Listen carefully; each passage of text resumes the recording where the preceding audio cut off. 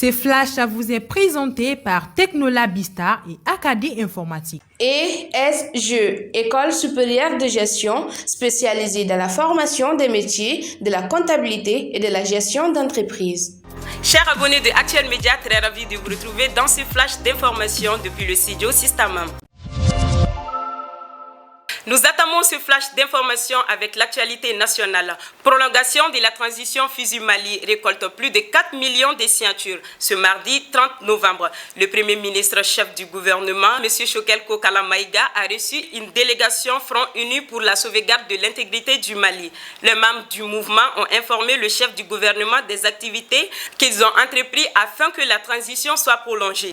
Ils ont ainsi lancé une pétition qui a récolté 4 295 316 signatures. Le Premier ministre Dr Choguel Kokala Maïga n'a pas manqué de remercier leur soutien.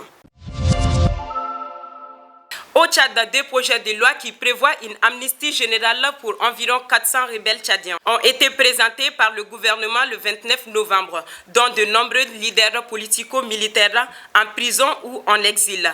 Revendications formulées lors des consultations qui se sont déroulées entre les responsables du groupe rebelle et les membres du comité technique dirigé par l'ancien président Goukouni Webdeye. Le président du Front pour l'alternance et la concorde au Tchad, FAC, a dénoncé l'exclusion de ces combattants arrêtés en avril dernier. Toutefois, le ministre en charge du dialogue national assure l'opinion publique.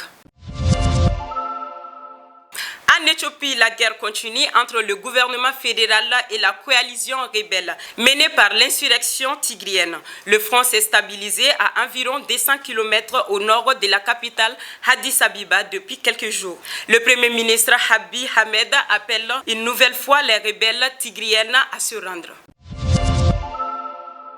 Au Burkina Faso, après la manifestation du samedi 27 novembre qui a tourné à l'affrontement avec les forces de l'ordre à Ouagadougou, le secrétaire exécutif du mouvement Sauvons le Burkina Faso, qui avait appelé à marcher contre l'insécurité grandissante face aux attaques djihadistes, a été arrêté le 29 novembre après une conférence de presse. Il serait détenu par la police judiciaire, d'après les membres du mouvement. La police judiciaire, quant à elle, ne s'est pas encore prononcée sur le sujet.